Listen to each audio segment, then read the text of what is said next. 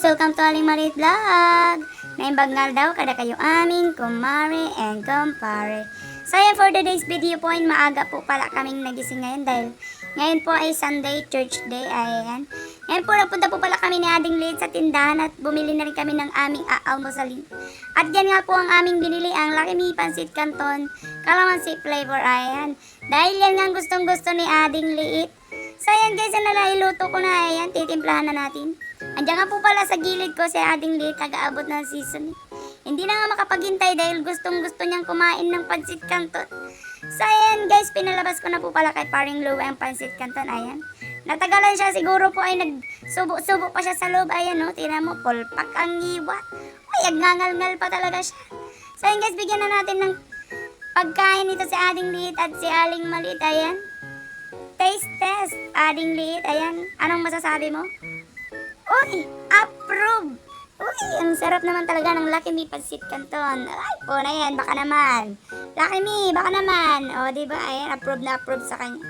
So, yun guys, anong masasabi mo, Aling Maliit? Ala, insubo na amin nun. Ne. Uy, approve din sa kanya. Ay, ang sarap-sarap naman kasi, o, diba?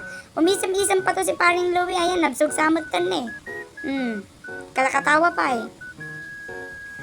Oh, ayan, syempre approve din sa kanya kasi nga masarap yung Lucky Me. O, diba? Simot na simot. So, yun guys, maliligo na po pala kami. Ayan, nilagay na naman ni Ading Liit ang mga laruan niya.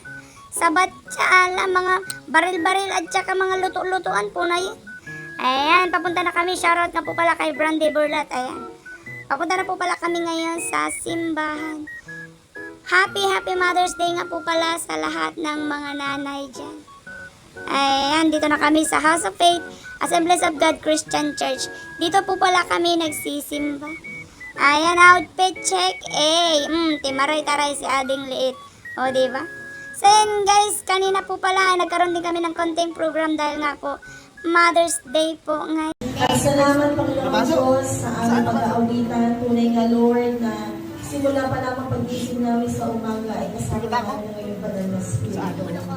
Sa mga oras ito, Panginoon, dinadalangin ko po ang puso ng bawat anak mo naririto.